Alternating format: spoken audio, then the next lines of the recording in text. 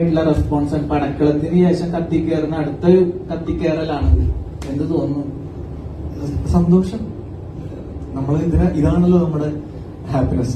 നമ്മുടെ പ്രൊഫഷൻ വെച്ച് നോക്കുമ്പോൾ ഈ ഒരു റെസ്പോൺസ് അല്ലെങ്കിൽ ഇങ്ങനെ കിട്ടുന്ന ഹാപ്പിനെസ് ആണ് നമ്മുടെ അറ്റ്മോസ്റ്റ് ഹാപ്പിനെസ് എന്ന് പറയാൻ പറ്റുന്നത്. അപ്പൊ അത് കിട്ടുന്നതിൽ ഒരുപാട് സന്തോഷം.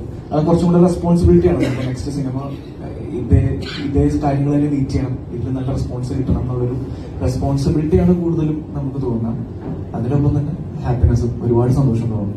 സന്ദീപ് തന്നെയാണ് പൂർണ്ണമായിട്ട് സ്ക്രിപ്റ്റ് സെലക്ട് ചെയ്യാൻ വേറെ ആരുടെയും ചോയ്സ് എടുക്കാറുണ്ടോ? കാരണം സെലക്ട് ചെയ്യുന്ന എല്ലാ സ്ക്രിപ്റ്റും ഭയങ്കര ഒരു ബെസ്റ്റ് ഹിറ്റ് ആവാനുള്ള ഒരു പ്രൊജക്റ്റാണ് ചെയ്യുന്നതൊക്കെ. അപ്പൊ അത് സ്വന്തമായിട്ട് ഡിസിഷൻ തന്നെയാണ്, അത് വേറെ ആരോടും ചോദിക്കാറുണ്ട്?